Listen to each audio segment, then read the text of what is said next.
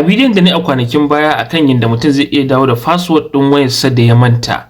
So biyo bayan bidiyon na samu tambayoyi da dama na mutane akan cewa wasu sun tambaye ni kamar su wayar tasu ba ta tare da su. Yaya za su yi kenan su dawo da shi tunda a cikin waya na nuna ga yanda za a iya dawowa da shi. Sannan kuma sun ce min su wayar tasu ba ta tare da su, sannan kuma layin ma baya tare da su, su ma ya za su yi kenan.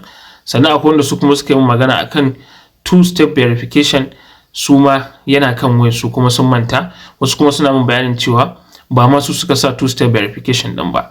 To a cikin wannan bidiyon duka zan amsa muku wannan tambayoyin naku gabaki daya. Idan a YouTube kuke kallo na a daidai wannan lokaci, ku danna alamar subscribe daga ƙasa.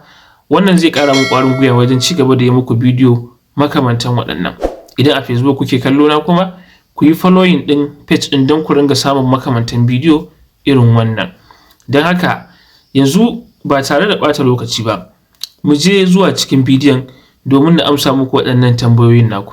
Na'am, ba tare da ɓata lokaci ba, mu je zuwa don mu amsa tambaya ta farko wadda take cewa ga waɗanda ya kasance su kuma wayar tasu ta faɗi ko kuma sun canza sabuwar waya, wayar dai ba ta tare da su a halin yanzu. Shin su ta yaya za su ga password ɗinsu na email? To ga waɗanda suke da wannan matsalar suna da dama guda biyu. Shine idan ya kasance sun yi lokacin da suke register email ɗin sun saka recovery phone number ko kuma recovery gmail, to za su iya canza password ɗinsu fa. Sai dai su canza password ɗinsu ta hanyar recovery email ko kuma recovery phone number. Saboda wannan recovery email ɗin da recovery phone number, yayin da ka register email ana shiga cikin email application ne sai a je a ɗora wata lambar waya wadda idan ka manta password za su iya turo maka code.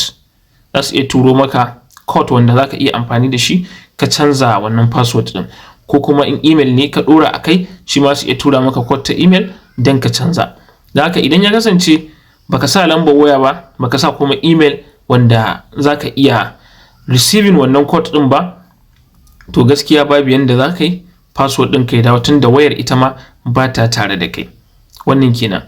Sai kuma tambaya ta biyu shine idan ya kasance mutum baya tare da wayarsa sannan kuma baya tare da layinsa.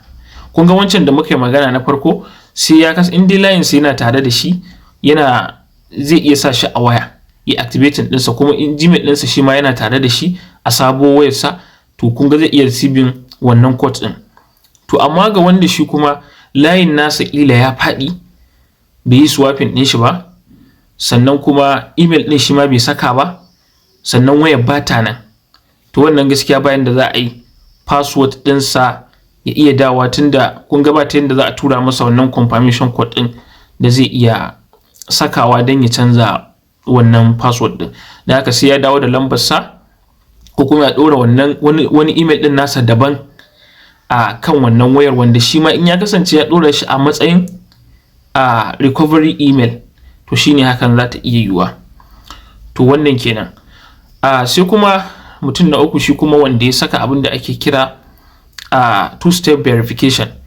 So kafin mu yi bayani akan matsalan, bari fara ma bayani akan me two-step verification, saboda na san ba kowa ya san ma'anarta ba.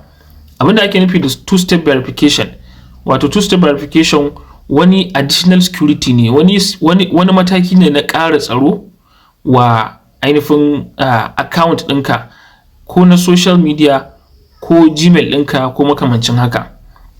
So kana ƙarawa account ɗinka tsaro ne da amfani two-step verification. Shine ko da mutum ya yi ƙoƙarin canza maka password baka sani ba, ya yi ƙoƙarin maida wannan email ɗin ya koma nashi, ka gane, ya ƙoƙarin ya maida shi nashi, to idan aka tura mashi confirmation code ta lambar waya, ila ya canza maka lambar waya da email, to aka tura mai confirmation code ta lambar wayan nan da ya saka ko email ɗin da ya saka don ya kwace maka wannan account ɗin, to ya kuma a tambaye shi mataki na biyu, shi ne two-step verification. Shi ma sai idan ya saka code ɗin da za a tura mai na two-step verification sannan ya iya accessing.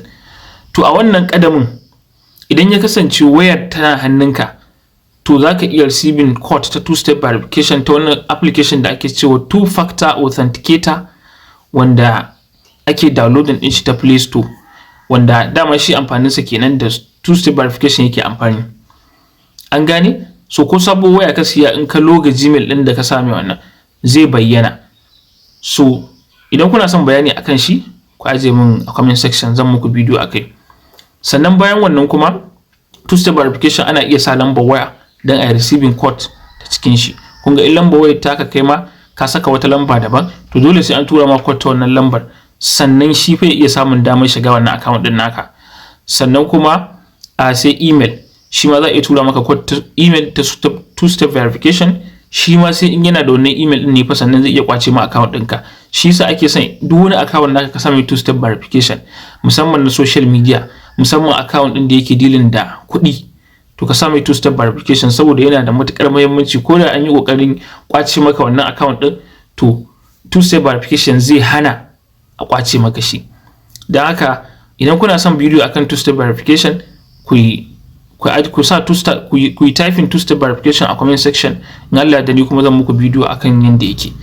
To wannan shine tambayoyin nan guda 3 da aka yawaita yi min su a bidiyon da ne na baya.